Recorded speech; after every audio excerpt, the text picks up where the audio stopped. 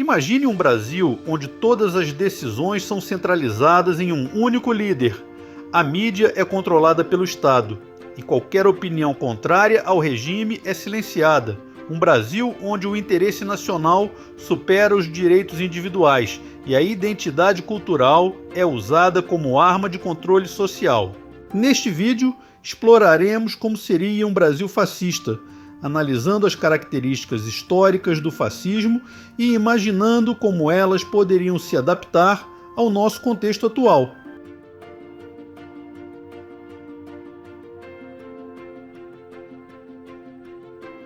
O fascismo é um regime autoritário que prioriza o Estado acima de tudo. Suas características incluem o autoritarismo totalitário, onde há o controle absoluto sobre a vida política e social.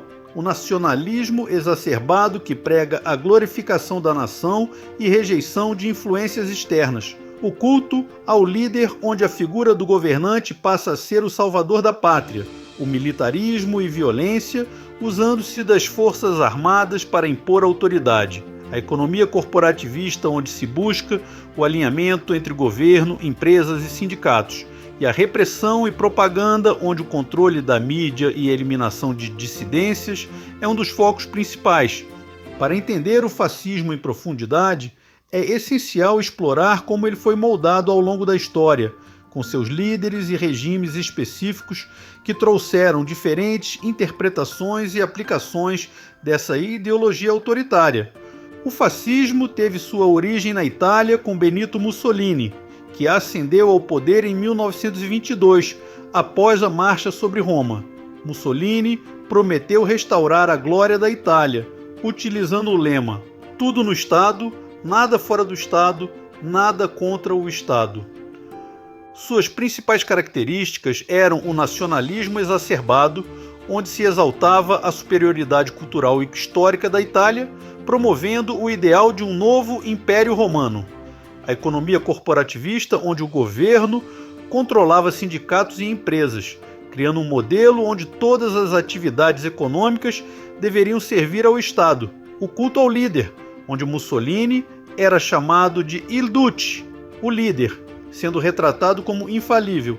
A propaganda o colocava como salvador da pátria, reforçando a dependência emocional do povo, e o militarismo, onde houve um aumento maciço nas forças armadas e campanhas expansionistas, como a invasão da Etiópia em 1935, que buscavam expandir o território italiano e reforçar o orgulho nacional.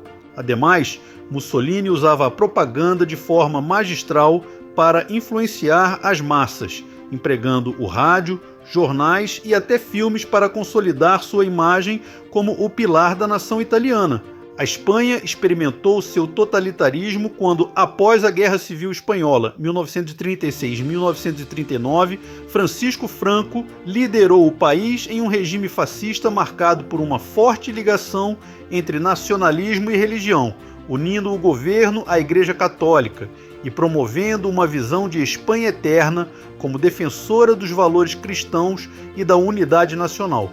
Seu regime perseguiu ferozmente republicanos, comunistas e qualquer oposição política, resultando em milhares de execuções e prisões. O governo utilizava tradições espanholas, como o flamenco e as touradas, para criar uma identidade nacional coesa e submissa ao regime. Embora o regime tenha promovido certa estabilidade econômica e evitado a participação na Segunda Guerra Mundial, ele privou a Espanha de liberdades fundamentais por décadas. Em Portugal, com o regime conhecido como Estado Novo, liderado por Salazar, combinava-se o fascismo com o conservadorismo católico, onde, para uma estabilidade econômica, centralizou-se a economia e promoveu austeridade, criando a ilusão de estabilidade enquanto reprimia direitos sociais e políticos. A censura foi amplamente usada para controlar informações, e a propaganda exaltava o governo como o salvador da pátria. Foi criado uma polícia secreta, a PIDE, Polícia Internacional e de Defesa do Estado, para intimidar e reprimir dissidentes políticos. Embora o Estado Novo tenha evitado o caos político de outros países europeus, ele restringiu severamente a liberdade, mantendo Portugal isolado do progresso mundial. Na América do Sul, no Chile, Augusto Pinochet chegou ao poder por meio de um golpe militar, derrubando o governo democrático de Salvador Allende. Seu regime era um híbrido de autoritarismo fascista e liberalismo econômico extremo.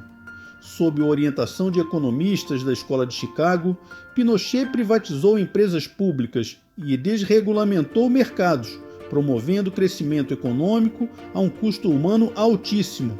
Mais de 3.000 pessoas foram mortas ou desaparecidas, enquanto milhares foram torturadas por sua oposição ao regime, enquanto Pinochet era exaltado como salvador econômico e político do Chile.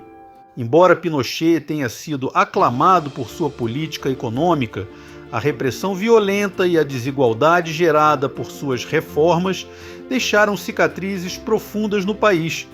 Embora não seja tradicionalmente fascista, a Hungria de Orbán é frequentemente citada como um exemplo de autoritarismo contemporâneo com elementos fascistas. Orbán alterou leis e instituições para concentrar poder em seu partido. Ele promove uma retórica ultranacionalista, usando uma visão da Hungria como protetora da civilização europeia contra imigrantes e minorias. Os jornais e emissoras foram comprados ou silenciados, e a propaganda estatal domina o discurso público. Orbán exemplifica como regimes autoritários modernos adaptam práticas do passado para concentrar poder, sem abolir completamente estruturas democráticas. O governo de Stroessner no Paraguai foi um dos mais longos da América Latina, combinando autoritarismo militar e culto à personalidade. Stroessner era retratado como o pai da nação, com retratos seus exibidos em prédios públicos e escolas. Dissidentes eram frequentemente presos, torturados ou assassinados. Embora Stroessner tenha promovido certa estabilidade, seu regime foi profundamente corrupto, favorecendo aliados próximos enquanto marginalizava o restante da população. Imaginemos como o Brasil, um país com vasto território, rica diversidade cultural e uma história marcada também por períodos de autoritarismo, poderia adotar características de regimes fascistas históricos. Este exercício não só ajuda a compreender os perigos do fascismo, mas também reflete sobre as vulnerabilidades democráticas que podem ser exploradas. Em um Brasil fascista, o poder se concentraria nas mãos de um líder carismático que seria promovido como salvador da pátria. Esse líder poderia emergir como um homem do povo, alguém que simbolizasse os anseios de segurança e ordem. A narrativa seria construída para posicioná-lo acima de críticas, com slogans como "O Brasil tem um único caminho" ou "Pela nação, pelo líder". O Congresso e o Judiciário seriam progressivamente esvaziados de suas funções. As instituições democráticas, vistas como obstáculos ao progresso, poderiam ser reconfiguradas para responder exclusivamente aos interesses do regime. Processos legislativos e decisões judiciais seriam subordinados à vontade do líder. A propaganda política seria essencial. Redes de TV, rádio e plataformas digitais seriam utilizadas para glorificar as ações do governo e atacar opositores. Livros didáticos escolares seriam reescritos para incluir narrativas de um Brasil idealizado sob o regime, reforçando a devoção ao Estado e ao líder desde a infância.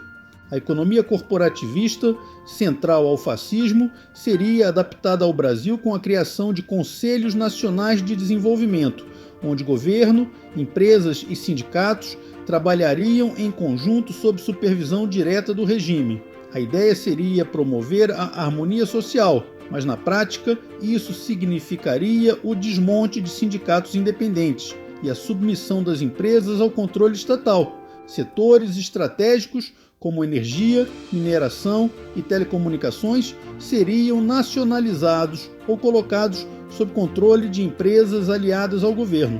Grandes empresários que se alinhassem ao regime seriam recompensados com benefícios fiscais e acesso preferencial a contratos públicos. Os pequenos empresários e trabalhadores seriam persuadidos a aceitar essas condições em nome do interesse nacional. A propaganda promoveria slogans como "Todos por um Brasil mais forte", enquanto qualquer crítica ao modelo econômico seria tratada como traição à pátria. O Brasil fascista criaria uma identidade nacional idealizada, baseada em símbolos culturais amplamente reconhecidos, como o futebol, o samba e o carnaval. No entanto, essas manifestações seriam recontextualizadas para servir ao regime.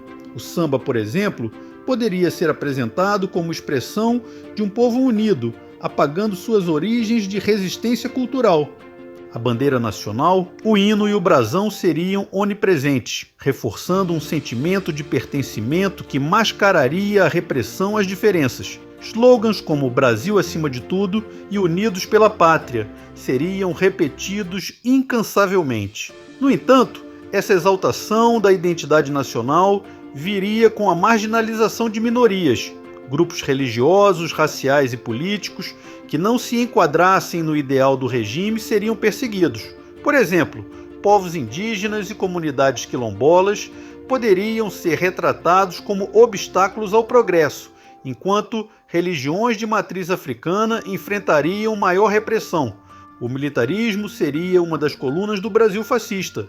As Forças Armadas seriam apresentadas como protetoras da soberania nacional e símbolos de ordem e disciplina. Investimentos no setor de defesa aumentariam significativamente, com paradas militares frequentes e campanhas para atrair jovens ao serviço militar obrigatório. A retórica expansionista poderia se manifestar em disputas diplomáticas ou territoriais na América do Sul, especialmente em regiões de fronteira. O regime justificaria tais ações como defesa do espaço vital brasileiro, inspirado na política expansionista de regimes como o de Mussolini. No Brasil fascista, o controle da informação seria total. Mídias independentes seriam silenciadas ou cooptadas pelo governo. Grandes conglomerados de comunicação seriam transformados em ferramentas de propaganda, enquanto jornalistas críticos enfrentariam perseguição. Redes sociais, sendo um espaço de grande influência, seriam monitoradas por uma polícia digital nacional. Perfis considerados subversivos seriam suspensos e seus responsáveis poderiam enfrentar punições severas.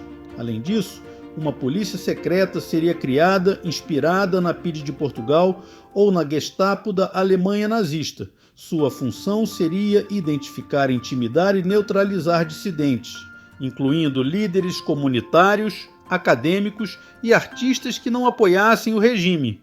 A educação seria moldada para alinhar-se aos valores do regime. Escolas públicas e privadas seriam obrigadas a adotar um currículo unificado que exaltasse os feitos do líder e promovesse a identidade nacional como o centro da vida dos cidadãos.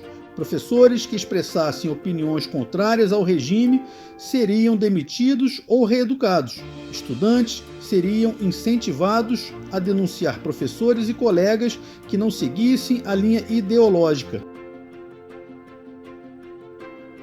Esses elementos, culto ao líder, propaganda e manipulação, repressão política, marginalização de minorias, embora hipotéticos, refletem as características comuns de regimes fascistas adaptadas ao contexto brasileiro. A combinação de propaganda, repressão e controle cultural criaria uma sociedade aparentemente unificada, mas profundamente dividida e oprimida. A história nos ensina que regimes autoritários podem ser catastróficos. Eles oferecem uma ilusão de ordem, mas frequentemente resultam em repressão, desigualdade e perdas irreparáveis de direitos. Se imaginarmos um Brasil fascista, vemos que ele seria um país de controle extremo, onde a liberdade individual seria sacrificada em nome de uma suposta unidade nacional. Mas e você? Como imagina o Brasil em um regime assim? Seria um preço aceitável pela estabilidade ou a liberdade vale mais? Deixe sua opinião nos comentários. Afinal, entender os erros do passado é essencial para garantir um futuro democrático. Por hoje é isto. Se gostou do conteúdo, fique ligado para os próximos vídeos. Até mais!